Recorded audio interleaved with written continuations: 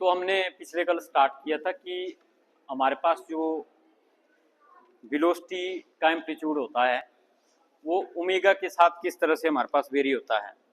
तो मैंने बोला था कि वेलोसिटी का जो एम्पलीट्यूड होता है वो हमारे पास जो है F naught by Z M होता है, क्योंकि वेलोसिटी का एक्सप्रेशन तो यहाँ पे आगे आपका ई रेट पर आयोटा ओमेगा टी माइनस 5 भी होता है, लेकिन उसका जो पहले वाला पार्ट है उसको हम उसका एम्पलीट्यूड बोलते हैं। तो V naught equal to F naught by Z M velocity का एम्पलीट्यूड हमारे पास होता है। तो ये एम्पलीट्यूड हमारे पास जो किस तरह से वेरी होता है, तो इसलिए हम क्या करते हैं कि जेड एम को इसकी जो फुल फॉर्म है उसमें हम इसको लिखते हैं। तो जेड एम की फुल फॉर्म होती है R square plus omega M minus S by omega का होल स्क्वायर का अंडर। तो इसलिए ये पूरा आपके पास जो है वेलोसिटी का यहाँ पे एम्पलीट्यूड है। तो हम भी यहाँ पे 3 केसेस करेंगे। तो पहला केस है हमारे पास जब ओमेगा टेंड टू 0 हमारे पास होता है। तो साथ में जैसा हम टेबल यहाँ पे बनाते हैं उस तरह से यहाँ पे बना लेंगे कि यहाँ पे हमारे पास ओमेगा और यहाँ पे हमारे पास वी नॉट।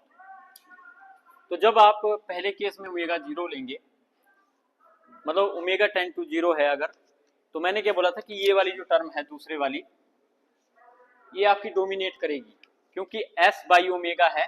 ओमेगा अगर 0 को अप्रोच करता है तो एस बाई ओमेगा आपका बहुत ज्यादा होगा, हम बोलेंगे इनफाइनाइट को आपका अप्रोच करेगा।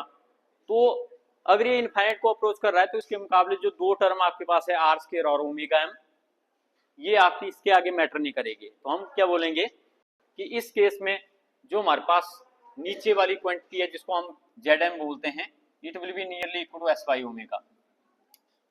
तो ये अनरूट में नीचे जो क्वांटिटी है ये हमारे पास जेड एम है, तो इसलिए नीचे वाली क्वांटिटी सिर्फ एस बाई ओमेगा आपके पास होगी, क्योंकि स्क्वायर है इसका और अनरूट है कैंसिल हो जाएगा। तो ये हमारे पास एस बाई ओमेगा डोमिनेट करेगा। बाकी 2 टर्म को हम यहाँ पे नेग्लेक्ट करेंगे क्योंकि इसके मुकाबले इनकी वैल्यू नहीं होगी, तो इसलिए हम इसको जेड बाई ओमेगा बोलेंगे। तो फिर जब हम यहाँ पे वी नॉट में इसको पुट करेंगे तो वी नॉट के केस में हमारे पास F naught divided by S by omega हमारे पास बनेगा, और ओमेगा अगर ऊपर ले जाएं आप तो ये हमारे पास omega F naught by S बनेगा। यहाँ पे ओमेगा टेंड टू 0 है, तो इसलिए ओमेगा को अगर आप 0 के बराबर लेते हैं तो ये भी हमारे पास जो है 0 को अप्रोच करेगा। तो इसलिए हम क्या बोलेंगे, जब आपने ओमेगा 0 लिया तो वी नॉट भी 0 को अप्रोच करेगा। तो इसलिए इसके टेबल में वी नॉट भी आपका यहाँ पे 0 आएगा। अब हम इसका दूसरा जो केस है वो लेते हैं केस 2। तो बोलता है कि मान लो अगर आप ओमेगा टेंड टू इन्फिनिटी लेते हैं, तो ओमेगा टेंड टू इन्फिनिटी लेते हैं तो अब ये जो सेकंड टर्म है ये वाली ओमेगा एम ये डोमिनेट करेगी, क्योंकि ओमेगा ले रहे हैं आप इन्फिनिटी के आसपास। तो इसका मतलब इसकी ज्यादा वैल्यू होगी, इन दोनों की इसके कंपैरिजन नहीं वैल्यू होगी। तो पहली और जो थर्ड टर्म है यहाँ रूट के अंदर, तो ये पहली और थर्ड टर्म आपकी मैटर नहीं करेगी, लेकिन ये बीच वाली टर्म आपकी यहाँ पे मैटर करेगी। तो हम बोलेंगे इस केस में हमारे पास जो आपका डोमिनेट करेगा वो आपका ओमेगा एम डोमिनेट करेगा। तो इस एक्सप्रेशन में जो हमारे पास बी नॉट है, बी नॉट के केस में आप क्या लिख सकते हैं, F naught divided by omega M,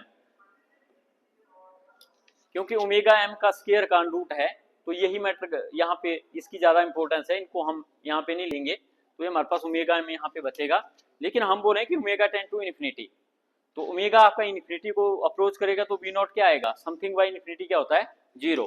तो इसलिए ये आपका 0 को अप्रोच करेगा, क्योंकि बटे में है ओमेगा और ओमेगा हम ले रहे हैं कि ये इन्फिनिटी के इक्विवेलेंट है, तो इसलिए समथिंग बाय इन्फिनिटी वो 0 को अप्रोच करेगा। तो इसलिए बी नॉट भी हमारे पास 0 होगा।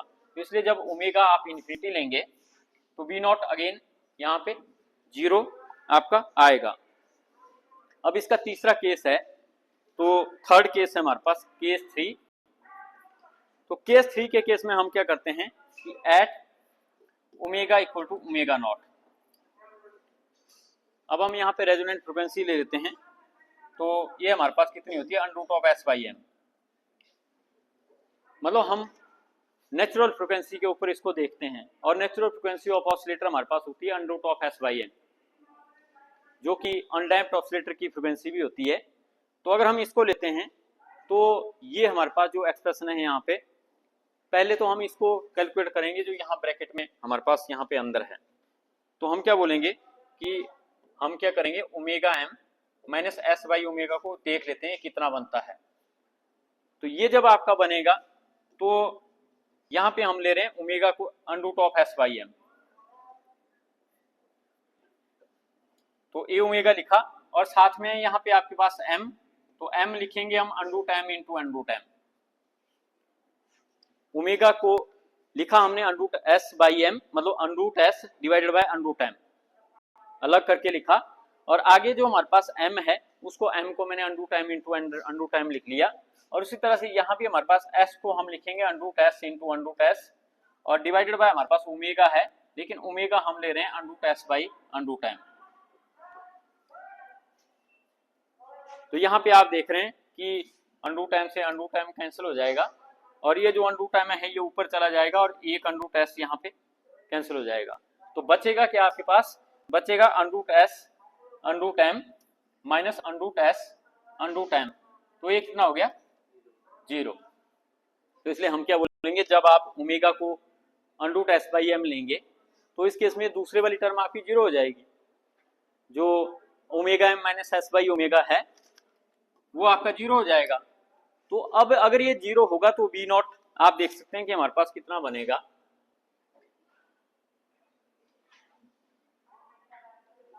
तो यहाँ पे जो बी नॉट अब आपका बनेगा वो बनेगा F naught divided by R, क्योंकि ये तो 0 हो गया सारा, बचा के यहाँ पे under root of R square, तो स्क्वायर और अंडर रूट आपस में कैंसिल हो गया, तो यहाँ पे हमारे पास एफ नॉट बाई आर आपका यहाँ पे बचा। तो इसका मतलब क्या हुआ कि हमारे पास जो जेड की मिनिमम वैल्यू होती है वो हमारे पास आर ही होती है। Minimum value of the Z हम कैसे निकालते हैं कि अगर ये 0 हो गया तो यहाँ पे आपका सिर्फ आर ही बचा, और आर जो है यहाँ पे सबसे कम क्वांटिटी होती है, हमें बोलते हैं डैम्पिंग टर्म जो है सबसे कम होती है।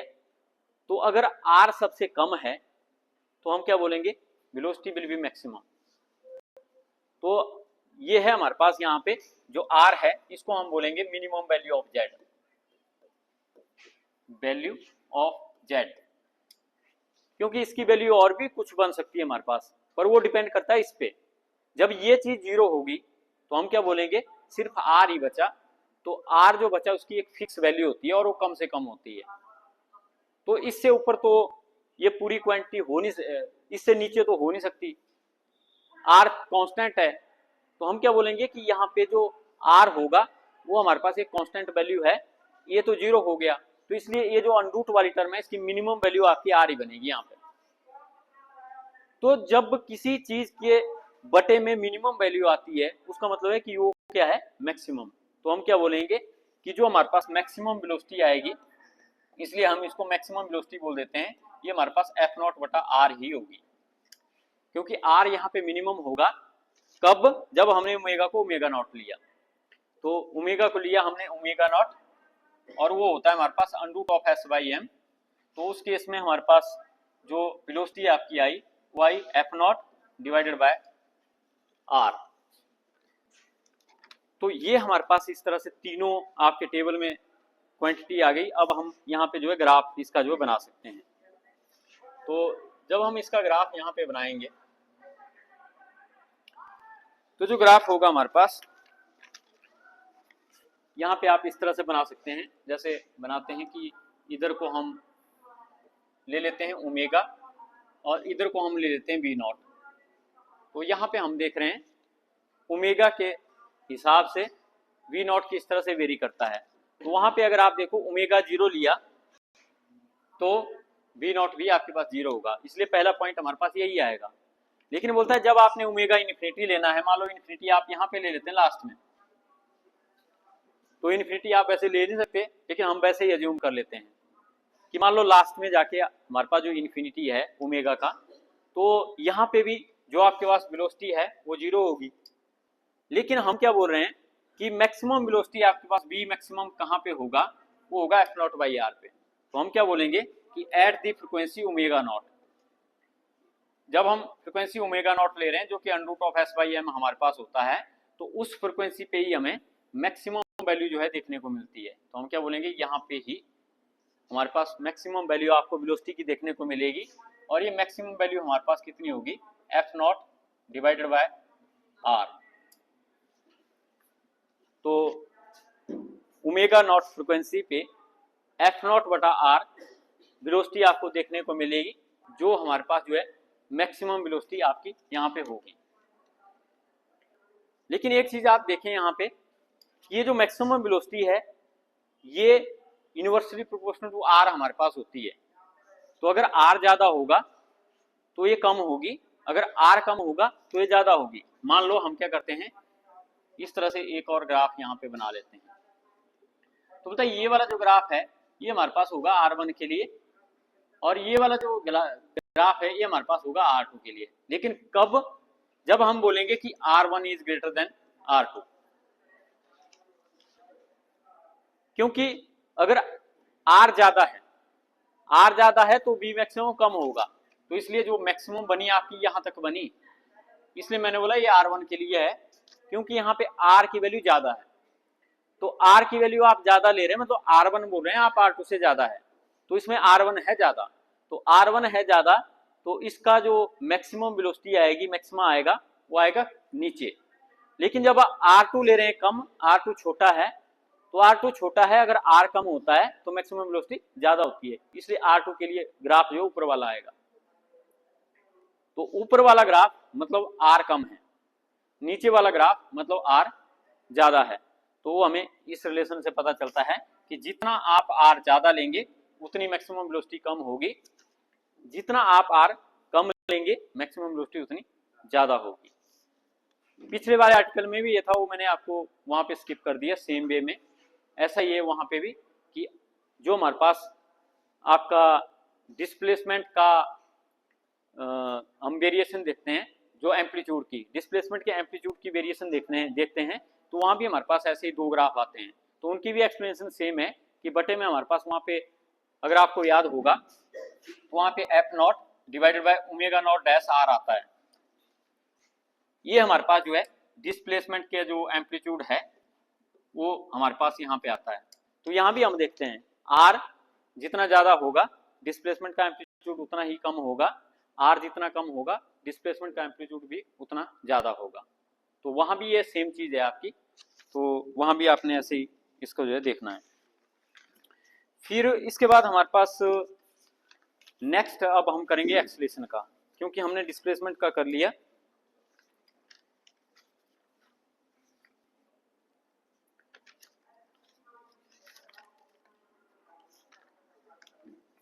तो हम एक्सेलरेशन का करेंगे।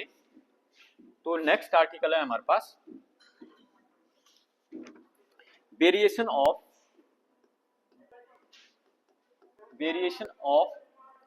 Acceleration amplitude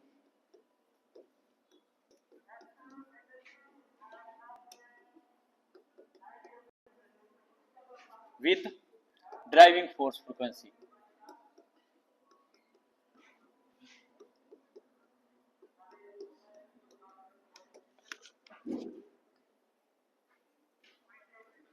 variation of acceleration amplitude with driving force frequency. तो आपको पता होना चाहिए कि एक्सेलरेशन का एम्पलीट्यूड कितना होता है, तब हम इस आर्टिकल को जो स्टार्ट कर पाते हैं। तो एक बहुत सिंपल सा तरीका है आपको याद रखने के लिए, मैंने आपको शुरू में बताया था कि हमारे पास जो डिस्प्लेसमेंट का एम्पलीट्यूड होता है वो हमारे पास होता है वो हमारे पास होता है f0 divided by omega into ZM। और जो वेलोसिटी का एम्पलीट्यूड होता है, जो हमारे पास वेलोसिटी का एम्पलीट्यूड होता है, वेलोसिटी का एम्पलीट्यूड हम इसको ओमेगा से मल्टीप्लाई कर देंगे। ये जो आपके पास डिस्प्लेसमेंट का एम्पलीट्यूड है इसको ओमेगा से मल्टीप्लाई कर देंगे तो हमारे पास आ जाएगा f0 बाई ZM। फिर ये जो वेलोसिटी का एम्पलीट्यूड आया इसको आप अगेन ओमेगा से मल्टीप्लाई कर देंगे। तो इसलिए एक्सेलरेशन का जो एम्पलीट्यूड होता है वो होता है omega f0 divided by ZM। ऐसे आप इसको याद रख सकते हैं कि एक्सेलरेशन का, अगर ये आपको सीधा आर्टिकल आए तो आपको बिना कुछ सोचे समझे आपने बोलना है, एक पता होना चाहिए आपको ये वाला कि डिस्प्लेसमेंट का एम्पलीट्यूड इतना होता है f0 बाई ओमेगा ZM। अगर उसको ओमेगा से मल्टीप्लाई करेंगे तो वेलोसिटी का एम्पलीट्यूड आ जाता है उसको भी आप ओमेगा से मल्टीप्लाई करेंगे तो वो एक्सेलरेशन का एम्पलीट्यूड आ जाता है। तो इसलिए हम इसकी स्टार्टिंग इस आर्टिकल की यहाँ से करते हैं कि हमारे पास जो एक्सेलरेशन का एम्पलीट्यूड होता है उसको हम ए नॉट से यहाँ पे लिखते हैं और वो हमारे पास होता है omega F naught divided by Z M. तो it is amplitude of acceleration. अब ये जो हमारे पास है इसको हम ऐसे भी लिख सकते हैं कि A naught will be equal to omega F naught और divided by R square plus omega M minus S by omega का होल स्क्वायर का अंडरूट। जेड एम की वैल्यू यहाँ पे हमारे पास ये वाली होती है और फर्दर हम इसको ऐसे भी लिख सकते हैं F naught divided by R square by omega square plus M minus S by omega square का स्क्वायर रेज पावर 1/2। तो यहाँ पे हमने क्या किया, ये जो ओमेगा है यहाँ पे इसको यहाँ पे उतारा और इसके अंदर ले गए। तो बाहर तो ये ओमेगा है लेकिन अंदर जाएगा तो ओमेगा स्क्वायर बनेगा अंडरूट के अंदर। सॉरी ये यहाँ पे नहीं आएगा, इसके पटे में आएगा नीचे, क्योंकि यहाँ पे तो हम इसको डायरेक्टली उतारेंगे तो डायरेक्टली थोड़ी आएगा। हम क्या करते हैं, जैसे आपको पता है कि हमने पहले भी किया है ए बटा बी बटा सी, तो सी को हम ऊपर ले जाते हैं। तो वैसे हमने क्या किया, इसको इसके बटे में ले गए। मतलब पहले ऊपर न्यूमिनेटर है डिनोमिनेटर है और डिनोमिनेटर के बटे में हम ओमेगा को ले गए।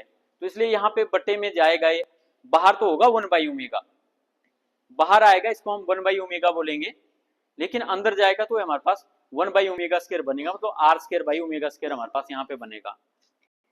लेकिन यहाँ पे आपको पता है कि ये ऑलरेडी स्क्वायर और अनरूट है यहाँ पे, तो यहाँ पे ये अंदर जाके स्क्वायर नहीं होगा ओमेगा का, जैसा हमने पहले किया था अंदर जाके ओमेगा ही होना है सिर्फ। क्यों? क्योंकि यहाँ पे अनरूट है, यहाँ पे स्क्वायर है, तो इसलिए यहाँ पे आपका ये सिंपली 1 ओमेगा से ओमेगा कैंसिल हो जाएगा, यहाँ पे एम ही बचेगा और माइनस 1 ओमेगा यहाँ पे मल्टीप्लाई हो जाएगा minus S by omega square का स्क्वायर रेज पावर 1/2। तो इस तरह से हम इसको यहाँ पे नीचे जो है उतारेंगे। फिर इसके बाद ही हम बोलेंगे कि ये जो एक्सप्रेशन हमारे पास बना, ये बना आपका एक्सेलरेशन के लिए ए नॉट। इसके ऊपर हम यहाँ पे काम करेंगे आगे का। तो यहाँ पे हमारे लिए इतना इजी नहीं रहेगा कि हम डायरेक्टली ओमेगा यहाँ पे अप्लाई करें, क्योंकि ओमेगा ऊपर भी है ओमेगा नीचे भी है। तो हम चाहते हैं कि ओमेगा नीचे ही आए ताकि वेरिएशन हमें उसको डिस्कस कर सकें। ऊपर एक कांस्टेंट रहे, नीचे हमारे पास यहाँ पे ओमेगा रहे, तो इसलिए सारा हमने ओमेगा जो है यहाँ डिनोमिनेटर में ही लिखा। फिर हम इसके केस डिस्कस करेंगे। तो पहला केस हमारे पास है केस 1। तो केस 1 हमारा क्या है, वही होता है कि ओमेगा टेंड टू 0। तो ओमेगा टेंड टू 0 है, इसका मतलब क्या हुआ कि ये वाली टर्म आपकी डोमिनेट करेगी। दोबारा से वही कंसेप्ट हम यहाँ पे लगा रहे हैं कि ओमेगा अगर 0 है तो एस बाई ओमेगा इन्फिनिटी होगा, तो इसलिए ये वाली टर्म आपकी डोमिनेट करेगी, बाकी ये दोनों टर्म का हमारे पास वहाँ पे काम नहीं है। तो इसलिए हमारे पास ए नॉट कितना बनेगा, ए नॉट हमारे पास बनेगा F naught divided by S divided by omega square, क्योंकि ना तो इसकी वैल्यू है ना तो पहली और दूसरी टर्म दोनों की वैल्यू नहीं है। डोमिनेट कौन कर रहा है, एस बाई ओमेगा स्क्वायर, लेकिन एस बाई ओमेगा स्क्वायर का स्क्वायर रेट पावर 1/2 है, तो इसलिए 2 से 2 कैंसिल हो जाएगा, यहाँ पे एस बाई ओमेगा स्क्वायर ही आपका बचेगा। और इसको जब हम लिखेंगे ओमेगा स्क्वायर ऊपर ले जाएंगे हम, ओमेगा स्क्वायर एफ नॉट और डिवाइडेड बाय एस। लेकिन हम बोलें कि ओमेगा टेंड टू 0 है, तो अगर ओमेगा 0 को अप्रोच करता है तो ओमेगा स्क्वायर भी 0 को अप्रोच करेगा, इसलिए जो ए नॉट की वैल्यू है वो आपकी यहाँ पे 0 आ जाएगी। तो जब हमने ओमेगा इक्विवेलेंट टू या ओमेगा टेंड टू 0 लिया तो ए नॉट भी हमारा जो है टेंड टू 0 हमारे पास होगा। तो इसलिए यहाँ भी हम वैसे ही टेबल बना के इसको करें तो ज़्यादा बेटर है। तो यहाँ भी हम बोलेंगे कि ए हमारे पास यहाँ पे आपका ओमेगा है और ए हमारे पास ए नॉट है। आपने ओमेगा 0 लिया, ए नॉट भी हमारे पास यहाँ पे 0 आपका आया। तो ये हमारे पास इसका जो है पहला केस है। और इसके बाद हम इसका दूसरा केस लेते हैं केस 2। तो केस 2 में हम वही करते हैं ओमेगा टेंड टू इन्फिनिटी, क्योंकि जो बीच वाला केस होता है कई बार कॉम्प्लिकेटेड होता है, इसलिए हम उसको बाद में करते हैं। तो ओमेगा टेंड टू इन्फिनिटी हम इसको लेंगे तो बोलता है जब आप ओमेगा टेंड टू इन्फिनिटी लेंगे तो ये सेकेंड टर्म यहाँ पे डोमिनेट करेगी। ओमेगा टेंड टू इन्फिनिटी का मतलब क्या हुआ, R square by infinity 0, S by omega square 0, तो अकेला बचा एम। तो एम यहाँ पे आपके पास जो डोमिनेट करेगा, इसलिए जो ए नॉट की वैल्यू है, ए नॉट की वैल्यू हमारे पास कितनी आएगी, एफ नॉट बाई एम। ना तो इसको हम कंसिडर कर रहे हैं, ना तो हम लास्ट टर्म को कंसिडर कर रहे हैं। यहाँ पे क्या बचा, एफ स्क्वायर रेट पावर 1/2, तो स्क्वायर और 1/2 आपका कैंसिल हो जाएगा, तो यहाँ पे एफ नॉट बाई एम ही हमारे पास यहाँ पे बचेगा। तो इसलिए जो दूसरा केस है हमारे पास कि जब आपने ओमेगा इन्फिनिटी लिया तो हमारे पास जो ए नॉट है वो आपका एफ नॉट बाई एम यहाँ पे आया। तो इसके बाद हम जो है इसका तीसरा केस यहाँ पे करेंगे। तो तीसरा केस यहाँ पे थोड़ा सा डिफरेंट है।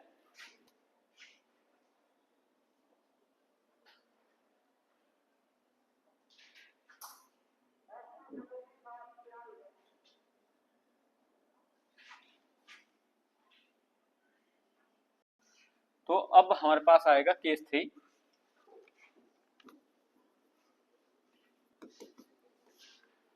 तो केस 3 में हमारे पास जो ए नॉट है, ए नॉट की वैल्यू है हमारे पास omega F naught divided by Z M, और हम इसको क्या कर लेते हैं कि यहाँ पे F naught divided by Z M divided by omega कर लेते हैं कि ओमेगा हमने जेड एम के बटे में ले गए, तो ऊपर वाला जो ओमेगा था एफ नॉट आपका ऊपर सिंगल रह गया, तो यहाँ पे हमारे पास ये आ गया। और इसको आप फिर कैसे लिख सकते हैं, ए नॉट को, इसको आप लिख सकते हैं F naught divided by omega raise power -1 into Z M. तो एक कितना हो गया 1 बाई ओमेगा, मतलब 1 बाई ओमेगा रेट पावर 1। तो इसमें भी हम जेड एम के साथ में ओमेगा लिखेंगे तो उसकी पावर ओमेगा -1 यहाँ पे आएगी। तो ये हमारे पास यहाँ पे ए नॉट की वैल्यू आपकी आई। तो ए आपकी ए नॉट की वैल्यू आई। लेकिन आपने पहले भी पढ़ा हुआ है, ये आर्टिकल ऐसा सेम भी किया हुआ है कि ए नॉट आपके पास मैक्सिमम तब होगा जब omega minus Z M minimum होगा। यही बोला था हमने भी वहां पे भी कि राइट साइड में हमारे पास अगर ए बटा बी है तो जो लेफ्ट साइड वाली टर्म है वो मैक्सिमम कब होगी, जब राइट साइड वाले की जो बटे में है वो आपका मिनिमम होगा। या हम उल्टा भी बोल सकते हैं कि ए नॉट मिनिमम कब होगा, जब omega minus Z M maximum होगा। तो वही कंसेप्ट हम यहाँ पे भी लगाएंगे सेम कि A naught will be maximum when omega -1 Z M will be minimum, और omega minus Z M will be minimum when derivative of this will be 0। Same concept हम यहाँ पे यूज करेंगे। तो उसी से ही हमने इसको यहाँ पे करना है। तो हम क्या बोलेंगे कि A not will be maximum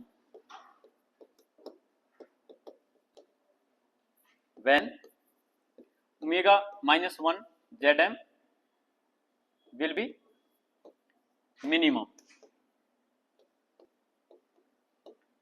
It implies derivative of d by d omega of omega -1 Zm will be equal to 0।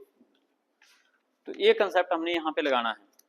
तो जब हम इसको यहाँ पे लगाएंगे तो हम क्या बोलेंगे कि d by D omega of, यहाँ पे ओमेगा रेट पावर -1, और आगे हम जेड एम की वैल्यू लिखेंगे।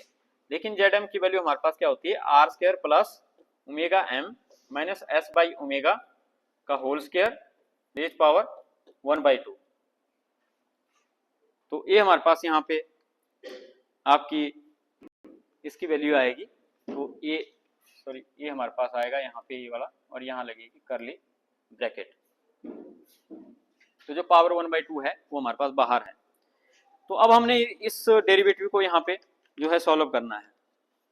ये जो हमारे पास पूरा डेरिवेटिव है इसको सॉल्व करना है। तो हम क्या बोलेंगे, जब हम इसको सॉल्व करेंगे तो आप ऐसा करो, इस ओमेगा -1 को यहाँ पे अंदर ले जाओ। ये जो ओमेगा -1 है इसको आप अंदर ले जाएंगे, और आपको पता है कि ऐसा हमने यहाँ भी किया हुआ है। जो ये मैंने यहाँ पे सर्कल किया हुआ है, ये आपके पास यही चीज है हमारे पास। जब आप इस ओमेगा को, मतलब यहाँ पे 1 बाई ओमेगा है, और 1/ओमेगा को अंदर ले जाएंगे तो यहाँ पे r²/ओमेगा² आएगा और यहाँ पे हमारे पास m-s/ओमेगा² आएगा। तो ओमेगा इनवर्स को अंदर ले जाना मतलब 1/ओमेगा को यहाँ पे अंदर ले जाना। तो जब हम इसको अंदर ले जाएंगे तो हमारे पास ये कितना बनेगा, it will be d/d omega of r²/ओमेगा² और प्लस m-s/ओमेगा² का स्क्वायर रेज पावर 1/2। इस तरह से हम यहाँ पे जो ओमेगा-1 है उसको अंदर ले जाएंगे तो ये 1/ओमेगा है, अंदर जाके ओमेगा² बन जाएगा तो r²/ओमेगा² हमारे पास आएगा।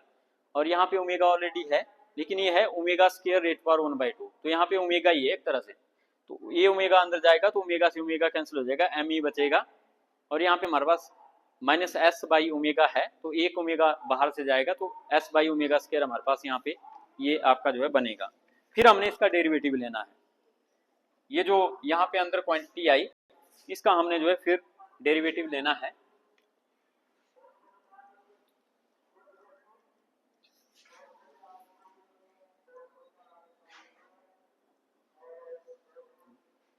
तो जब हम इसका डेरिवेटिव लेंगे तो ये डेरिवेटिव हमारे पास जो यहाँ पे आएगा it will be equal to, आपको पता है कि ये है x रेज पावर n, ये पूरा ही x हो गया, इसकी पावर n, तो ये हमारे पास कितना आएगा 1/2 x रेज पावर n-1। तो x है हमारे पास r²/ओमेगा² प्लस m-s/ओमेगा² का स्क्वायर रेज पावर -1/2।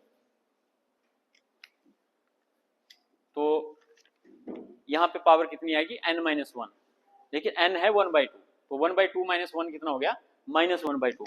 और फिर हम क्या करते हैं, इस अंदर वाले का भी डेरिवेटिव लेते हैं जो अंदर है हमारे पास। तो अंदर वाले का जब हम डेरिवेटिव लेंगे तो ये हमारे पास यहाँ पे आएगा -2r²/ओमेगा³ और प्लस 2 × m-s/ओमेगा² और 2s/ओमेगा³। तो इसका डेरिवेटिव आप लेंगे, यहाँ पे ध्यान देने वाली बात है इसका डेरिवेटिव लेना है विद रिस्पेक्ट टू ओमेगा, लेकिन ये है 1/ओमेगा²। इसको आप क्या लिखेंगे, omega raise power -2, omega raise power -2 आएगा तो इसका कितना आएगा -2 ओमेगा रेट पावर -3। तो तभी यहाँ पे -2 ओमेगा रेट पावर -3 को हमने नीचे उतार दिया तो ये ओमेगा रेट पावर 3 बना, लेकिन यहाँ पे साथ में आपका r² भी है। तो इसका डेरिवेटिव लेने से पहले इसको आपको ऊपर करना पड़ेगा ओमेगा रेट पावर -2, क्योंकि हम क्या कर रहे हैं डेरिवेटिव ले रहे हैं विद रिस्पेक्ट टू ओमेगा और r हमारे पास कांस्टेंट है।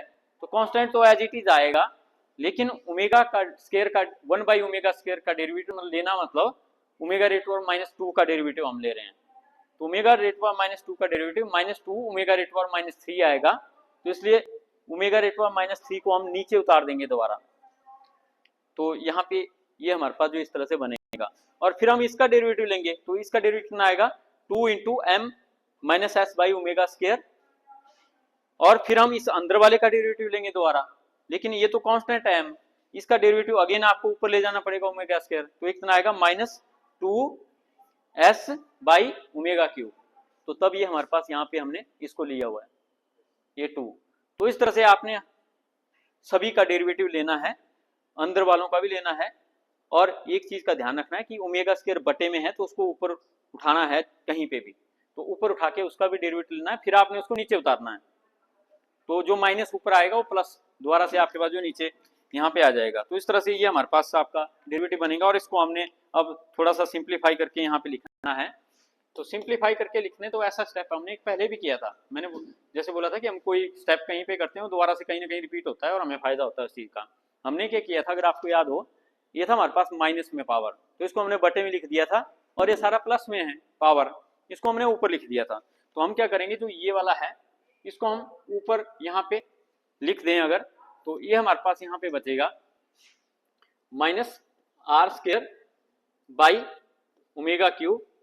प्लस 2 × m-s/ओमेगा²। तो ये 2 और 2 है, एक 2 यहाँ का कैंसिल हो जाएगा, इसमें एक 2 वहां का कैंसिल हो जाएगा, तो ये भी इसमें 2 दोनों में कॉमन है, ये प्लस है यहाँ पे साइन, तो इसका 2 और इसका 2 कॉमन आ जाएगा और वो कॉमन 2 यहाँ पे कैंसिल हो जाएगा, तभी यहाँ पे हमारे पास क्या बचा, minus R square by omega Q. और आगे हमारे पास जो बचेगा वो बचेगा एक 2 यहाँ पे रह जाएगा, क्योंकि यहाँ पे 2 इंटू 2 है 4 है, तो एक 2 यहाँ पे है, लेकिन यहाँ पे 2 इंटू 2 4 है, तो इसका तो 2 आपका नीचे इसके साथ कट गया, लेकिन इसका एक 2 रह जाएगा, 4 में से 2 रह जाएगा, तो इसलिए यहाँ पे 2 into M minus S by omega square और साथ में आपका एस बाई ओमेगा क्यू यहाँ पे आ जाएगा। तो ये आ गई हमारे पास ये वाली टर्म, और इस वाली को हम बटे में उतार देंगे क्योंकि ऊपर पावर है -1/2 और इसके नीचे पावर हो जाएगी हमारे पास +1/2, तो यहाँ पे हमारे पास बटे में ये कितना आएगा, R square by omega square plus M minus S by omega square का स्क्वायर रेज पावर 1/2। तो इस तरह से ये हमारे पास यहाँ पे आपके पास आया, और इसको हम थोड़ा सा और सिंप्लीफाई करके लिखेंगे।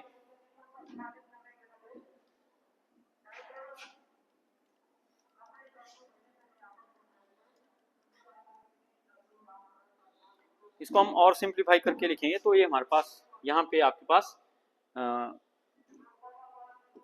ऊपर वाली ब्रैकेट हटा देंगे, minus R square by omega Q plus 2 S M by omega Q और minus 2 S square by omega 5 बटे में वही आपके पास R square by omega square plus M minus S by omega का स्क्वायर रेज पावर 1/2। तो हमने क्या किया, 2m s by omega Q, यहाँ से ब्रैकेट हटा के कैसे पहले को मल्टीप्लाई करोगे तो पहला मल्टीप्लाई होगा हमारे पास 2 और s बाई ओमेगा क्यू से, m साथ में है तो इसलिए यहाँ पे आ गया 2sm बाई ओमेगा क्यू। और उसी तरह हम दूसरे को भी मल्टीप्लाई करेंगे, -2s by omega square into s by omega Q, तो यहाँ पे s इंटू एस बन गया s स्क्वायर और ओमेगा क्यूब और ओमेगा 3 कितना बन गया, ओमेगा 5। तो ये हमारे पास यहाँ पे आया और बोलता है ये हमारे पास आया, ये जो वैल्यू है ये है किसकी value, d by D omega of omega inverse Z की,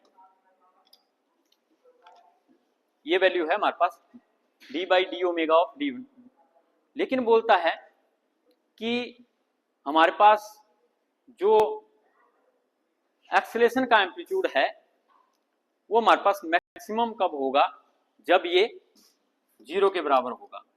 ये हमने शुरू में ही बात की थी कि हमारे पास एक्सेलेरेशन का एम्पलीट्यूड मैक्सिमम तब होगा जब हमारे पास derivative of omega inverse Z जो है 0 होगा। तो इसका मतलब ये हमें 0 लेना पड़ेगा, ए को मैक्सिमम होने के लिए ये हमें यहाँ पे 0 लेना पड़ेगा। इसका मतलब है कि इसको हमें 0 लेना पड़ेगा, minus R square by omega cube plus 2sm by omega cube minus 2s square by omega 5 will be equal to 0। नीचे वाला तो 0 होगा नहीं, क्योंकि ये हमारे पास क्या है, ये आपका जेडएम है, जेडएम है। तो जेडएम है तो हमेशा आपके पास जो फोर्स ऑसिलेटर है उसका मैकेनिकल इंपीडेंस तो होता ही होता है, मतलब उसमें मिनिमम इंपीडेंस आर तो होता ही है, आर तो होता ही है। अगर आर नहीं होगा तो आपका फोर्स्ड या डैम्प्ड ऑसिलेटर रहेगा नहीं। तो कुछ ना कुछ वैल्यू की इसकी होती ही होती है, नीचे वाले की मैकेनिकल इंपीडेंस की मिनिमम वैल्यू आर हो सकती है। तो उस केस में हमारे पास जो बचेगा हम क्या बोलेंगे, नीचे वाली टर्म 0 हो नहीं सकती, तो टर्म जो 0 होगी वो आपकी ऊपर वाली टर्म यहाँ पे हमारे पास जो 0 होगी। तो अब ये जो इक्वेशन आई इस तरह से इस कंडीशन को अप्लाई करके बोलता है इस इक्वेशन की दोनों साइड को हमने जो है ओमेगा क्यूब से मल्टीप्लाई करना है। तो हम क्या बोलेंगे कि ये जो इक्वेशन आई इसको आपने ओमेगा क्यूब से मल्टीप्लाई करना है। तो आपको यहाँ भी ओमेगा क्यूब दिख रहा है, यहाँ भी, यहाँ ओमेगा 5 है, तो सिंपल बन जाएगी मल्टीप्लाई करके। तो यहाँ पे हमारे पास क्या बचेगा, minus R square plus 2sm और minus 2s square by omega square equal to 0। तो ये और सिंपल हमारे पास होगी। अब हम इसमें से ओमेगा स्क्वायर निकाल लेंगे जैसे हमने पहले निकाला था।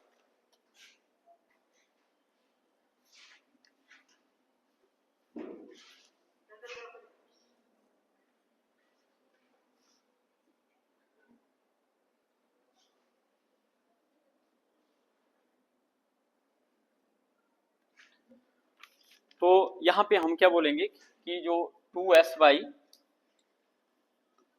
बाई ओमेगा स्क्वायर है, या हम यहाँ पे इसको जो 2s बाई ओमेगा स्क्वायर है उसको दूसरी साइड ले जाते हैं, तो यहाँ पे आपके पास क्या बचेगा, minus R square plus 2sm equal to 2s square by omega square, ये हमारे पास यहाँ पे बचेगा। और इस केस इधर लेफ्ट साइड में तो ओमेगा स्क्वायर है नहीं, तो इसको इधर ले आओ ओमेगा स्क्वायर को, और ये जो 2s स्क्वायर बटा ये पूरी term minus R square plus 2sm, तो मैंने इस पूरी टर्म को इस साइड ले गया और इस ओमेगा स्क्वायर को इधर लेके आ गया, तो ये यहाँ पे ओमेगा स्क्वायर आपका निकल जाएगा। तो ये हमारे पास ओमेगा स्क्वायर आपका आ गया, जो ओमेगा स्क्वायर आ गया 2s स्क्वायर, तो पॉजिटिव वाली टर्म को मैं पहले लिख लेता हूँ 2sm माइनस आर स्क्वायर, ये हमारे पास यहाँ पे ओमेगा स्क्वायर की वैल्यू आई। तो ओमेगा स्क्वायर की वैल्यू आई तो आप ओमेगा नॉट की वैल्यू यहाँ पे निकाल सकते हैं। तो ओमेगा नॉट की वैल्यू, ओमेगा की वैल्यू जब आप निकालेंगे तो ओमेगा की वैल्यू यहाँ पे कितनी आएगी, under root of 2s square divided by 2sm minus R square, ये आपकी ओमेगा की वैल्यू आ जाएगी। तो मतलब क्या हुआ, इस फ्रीक्वेंसी पे एक्सेलरेशन का एम्पलीट्यूड मैक्सिमम होगा। जो ओमेगा की ये वाली वैल्यू है, ये आई कैसे है, ये उसी कंडीशन से आई है कि हमारे पास जो ओमेगा है, जो एक्सेलरेशन का एम्पलीट्यूड है वो मैक्सिमम कब होगा, जब हमारे पास D by D omega inverse Z हमारे पास जो जीरो होगा। तो जब हमने ये कर दिया कि ये जीरो के बराबर है, इसका मतलब उस कंडीशन के अकॉर्डिंग जो हमारे पास इक्वेशन आई, उस इक्वेशन में जो फ्रीक्वेंसी है उस फ्रीक्वेंसी पे ही एक्सेलरेशन का एम्पलीट्यूड आपका जो है मैक्सिमम वहां पे होगा। तो इसलिए हम क्या बोलेंगे कि ये फ्रीक्वेंसी जो है, जो यहाँ पे मैंने लिखी हुई है, इस फ्रीक्वेंसी पे एक्सेलरेशन का जो एम्पलीट्यूड होता है उसकी वैल्यू हमारे पास जो मैक्सिमम हमारे पास होगी। और ये जो फ्रीक्वेंसी है ये थोड़ी अलग है, पहले की फ्रीक्वेंसी जैसी नहीं है जैसे हमने पहले एक्सप्रेशन लिखे थे, ये अलग है देखने में। तो इसलिए हम इसको क्या बोल देंगे, इसको हम ओमेगा डबल डैश बोलते हैं। जो हमने पहले फ्रीक्वेंसी लिखी थी, जब हमने डिस्प्लेसमेंट के लिए फ्रीक्वेंसी ली थी, वो हमने ली थी ओमेगा डैश, तो उसकी वैल्यू कुछ और थी, इसकी वैल्यू थोड़ी डिफरेंट हो तो हम इसको ओमेगा डबल डैश बोल देते हैं। तो यहाँ पे मतलब क्या हुआ, ओमेगा डबल डैश जो फ्रीक्वेंसी है उस फ्रीक्वेंसी पे एक्सेलरेशन का एम्पलीट्यूड मैक्सिमम होता है। तो इसलिए हम यहाँ पे टेबल में भी लिख सकते हैं कि हमारे पास जो ओमेगा डबल डैश है, ओमेगा डबल डैश पे हमारे पास जो एक्सेलरेशन का एम्पलीट्यूड है वो हमारे पास मैक्सिमम होता है, ये हम यहाँ पे लिख देते हैं। और अब जो ए मैक्सिमम आपका बनेगा, ए मैक्सिमम जो बनेगा, ए मैक्सिमम का हमारे पास क्या एक्सप्रेशन था, omega F naught divided by Z M, ये था हमारे पास ए के लिए एक्सप्रेशन, ए के लिए था हमारे पास एक्सप्रेशन, ए के लिए था हमारे पास एक्सप्रेशन कि एक्सेलरेशन हमारे पास क्या होता है, omega F naught by Z M. और हमारे पास ए मैक्सिमम होने के लिए हमने बोला था कि F naught by omega inverse Z M, मतलब ये मिनिमम होना चाहिए। और इसको मिनिमम होने के लिए इसका जो डेरिवेटिव है D by D omega inverse Z M, वो आपका जीरो होना चाहिए। तो हमने यहाँ से इसकी स्टार्टिंग की थी। तो इसको हम कंटिन्यू रखेंगे, अभी इसका ग्राफ वगैरह है, टाइम हो गया ज़्यादा।